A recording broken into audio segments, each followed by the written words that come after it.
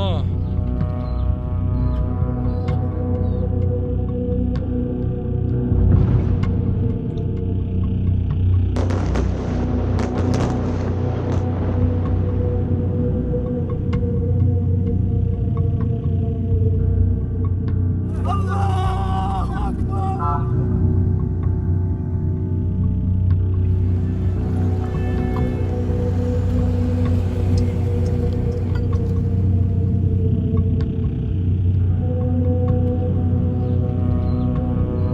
אנחנו במלחמה ואנחנו ננצח בה.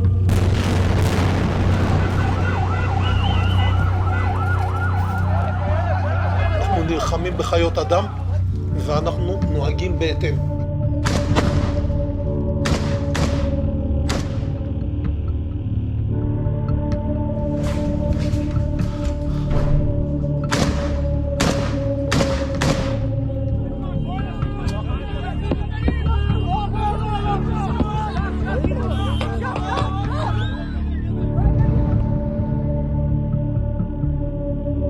Israel will respond with determination and force to their unprovoked war crimes. Thousands of people left their houses, running away, crying for my children. ما ضلش فينا حدا مش نازح. I don't know how we'll survive the next day. The lives of these babies depend on electricity. أنا الآن مضطر للإخلاء للمرة الخامسة. الردم تحت الأنقاض. This is catastrophe. They targeting hospitals, residential buildings, homes, streets, mosques. عطاء، نائل، حدا عايش؟ نظير، عطاء.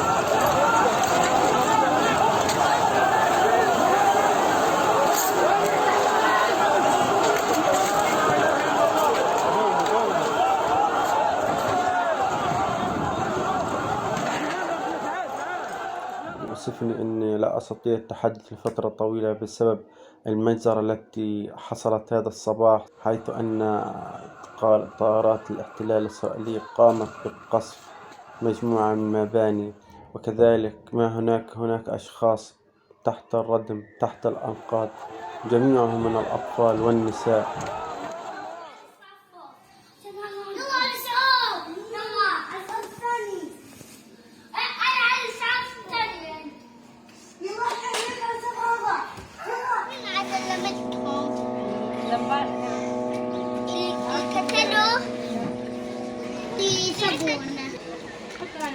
دي صابونة بدي صابونة كانوا ولادي يتغذوا في وساك قدم شوي حاضر. عشان تشوف هاي وش جهاز السيدة. إنني أعمل مدير المبيعات والأنظمة الطبية في قطاع غزة. بلغونا من إدارة الشركة من نتبرع بهذه المستلزمات لوزارة الصحة. في العادة هذه كان يجي يتواصل معنا الجمعيات كمتبرعين، أغلب المؤسسات الدولية أغلب طلعوا على الجنوب، فعاد فيش تواصل فيش أمان.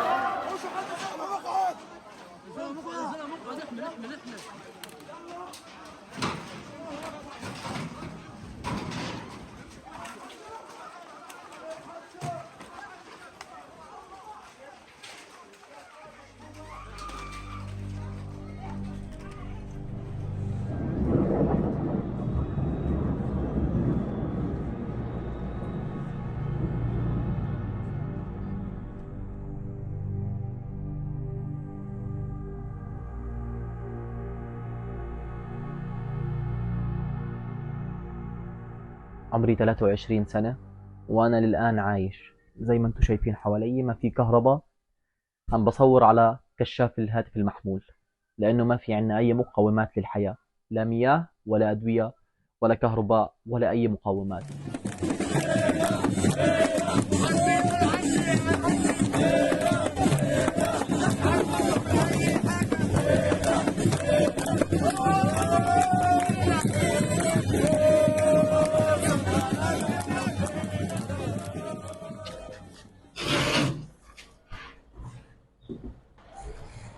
طيب احنا الحين قاعدين يعني بنعبي في جالون بنزين.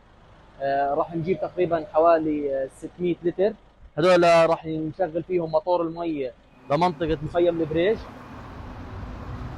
هنا الدمار شايفين، لا اله الا الله، لا اله الا الله. شايفين الدمار، حجم الدمار. تفضل هذا في المخيم.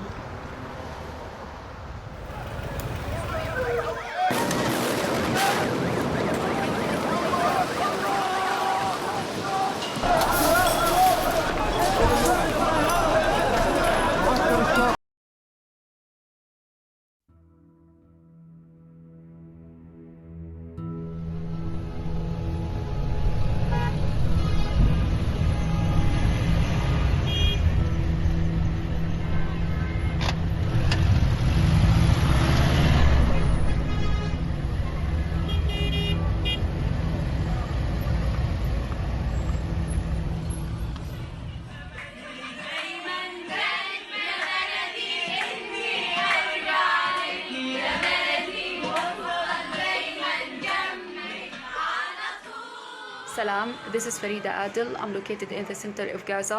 More than 3 of my neighbors' homes are destroyed from Israeli bombs this morning. And all my neighbors and families are evacuating from their homes. And we don't know where can we go.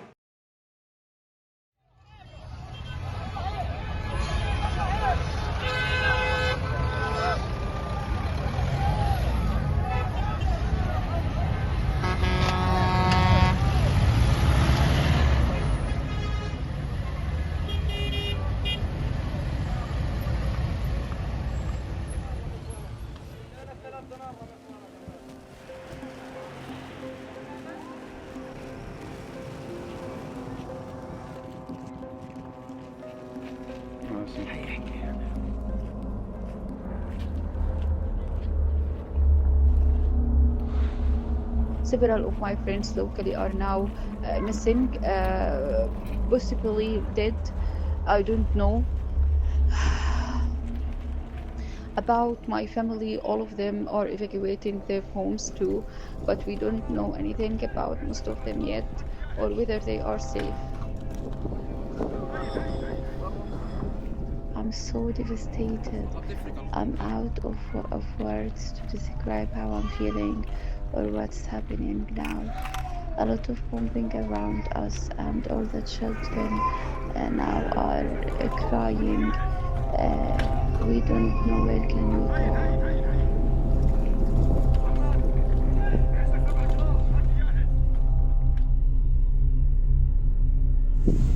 حاليا في خان يونس في جنوب قطاع غزة. كانت ليلة طويلة جدا أمضيتها نايما في بحث المشفى مع والدي بسبب عدم توافر أسرة داخل المشفى.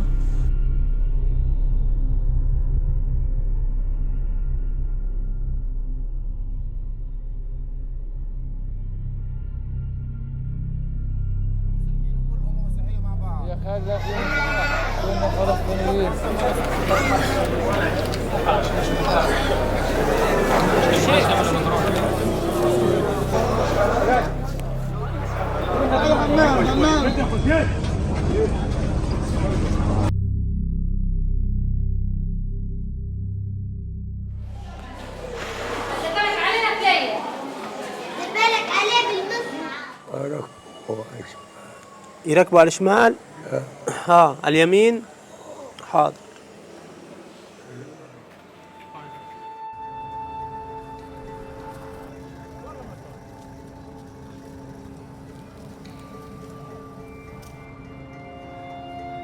تمام 58 سنة شوي. 58 ضايل 58 هاي المدبر 58 هاي 59.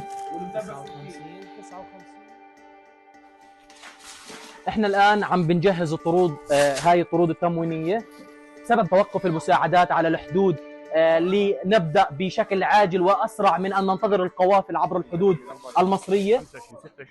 كل الشباب والاطفال بمختلف الاعمار بيساعدوا في نقل، في مساهمه مراكز الايواء ودعم مراكز الايواء. واحنا يعني بصراحه قاعدين عم بنشتغل بكل جهدنا الجبار لحتى نوصل صورتنا لكل العالم انه احنا قادرين على خلق المستحيل برغم كل هاي المعوقات.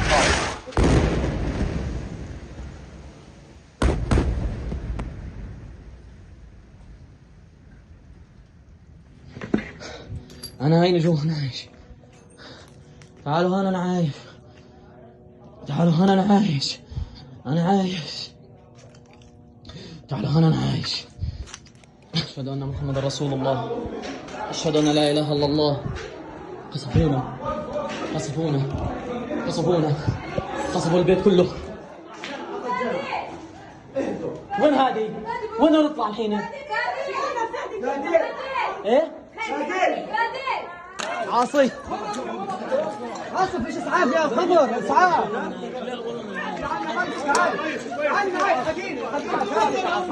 أشهد أن لا إله إلا الله. عطاي شيلوه شيلوه شيلوه. يلا روح روح. عمالك يا محمد، عمالك عمالك يا محمد. شوفوا الإجرام الاحتلال شو عمل فينا. قصفنا كلنا، قصف دارنا على راسنا، قصف دارنا على راسنا يا الله. لا اله الا الله يا رب. لا اله الا الله يا رب. يا الله بروح افقد اخواتي يا الله. اخواتي يا الله. اخواتي يا الله.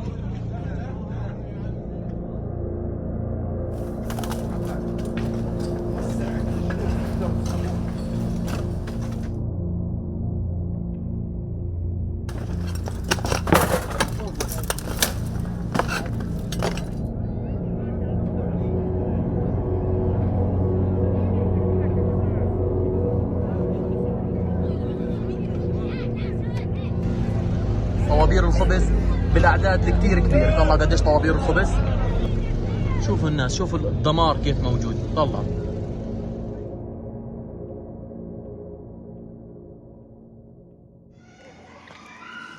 إيش غزل الطهي. رجعنا الحياة البدائية السابقة، نولع على النار، نسخن مية، نطبخ، بنطلع الدود وبناكل. وشو لك أكله. لا خلص. واحنا بناكل حصار الخبط بشكل جنون. كان صوت الانفجار هز البيت، هز.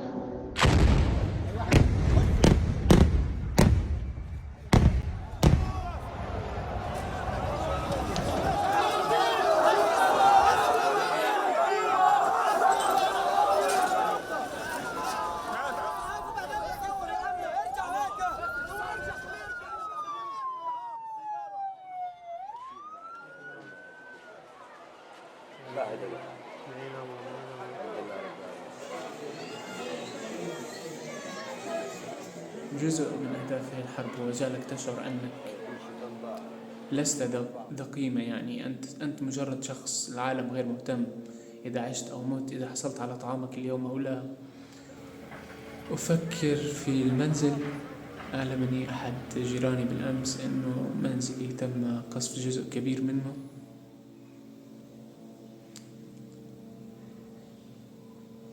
هنالك الكثير من الذكريات في ذلك المنزل، لكن أفكر أيضا في الناس الذين كانوا داخل منزلهم عندما تم قصفه، وأفكر في آلاف الأطفال الذي أراهم نائمين في الشارع طوال الليل حتى في ساعات الصباح. أفكر في مستقبلهم، إلى أين سينتهي بهم الأمر.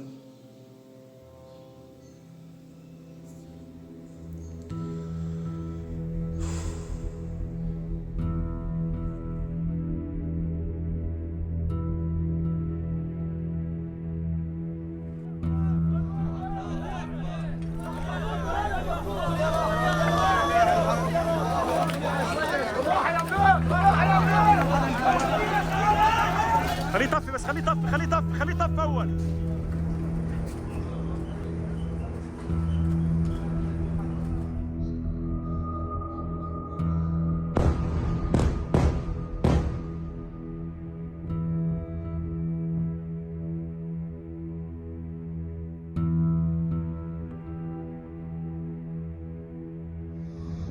The basic human needs for a minimum living are not available. We're running out of everything. I don't know how we're gonna survive the next few days.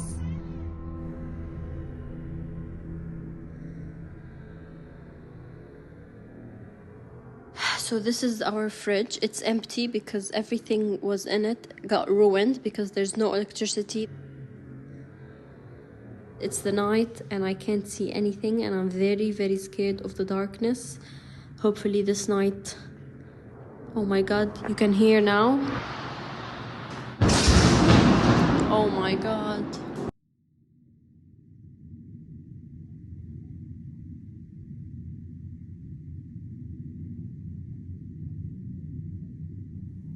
سلام لغزة.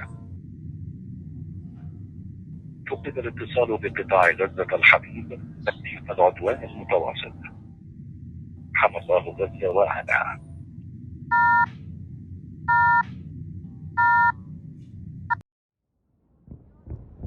احنا فصلونا عن العالم، صارت المجازر.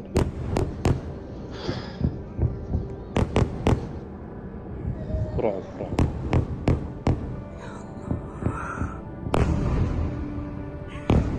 هذا هو الليل على غزة، حزام ناري، قصف مستمر، صوت الزنانة تستطلع ما بيهدى، صواريخ في كل مكان. يا الله.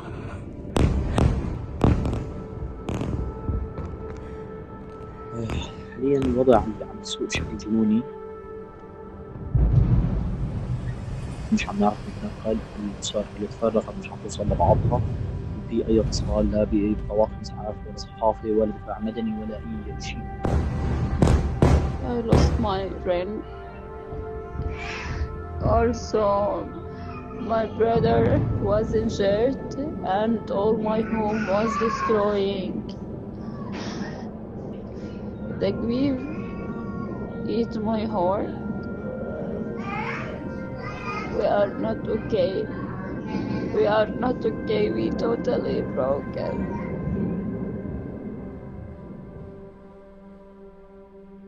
سلامات. في الفترة اللي انقطعت الاتصالات توفي والدي. كنت عاجز في تلك اللحظة تماما عن حتى مكالمة أقرب الناس إلي. الحمد لله على كل حال.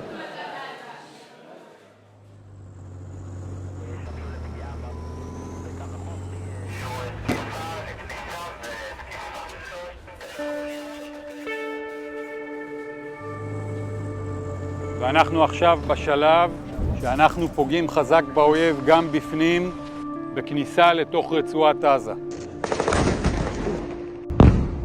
مساء الخير.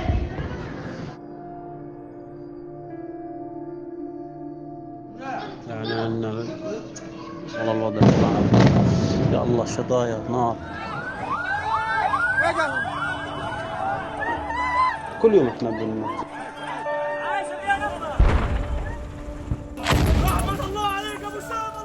صير ادعو اقول يا رب وقتيش تنزل هالقد الواحد يستشفى بيموت ويرتاح.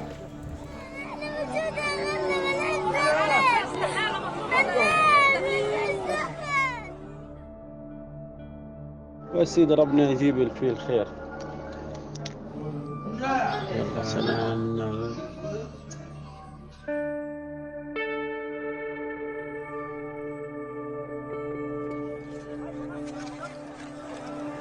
مربع كامل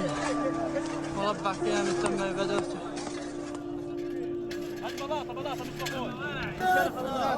تعال افتح الطريق.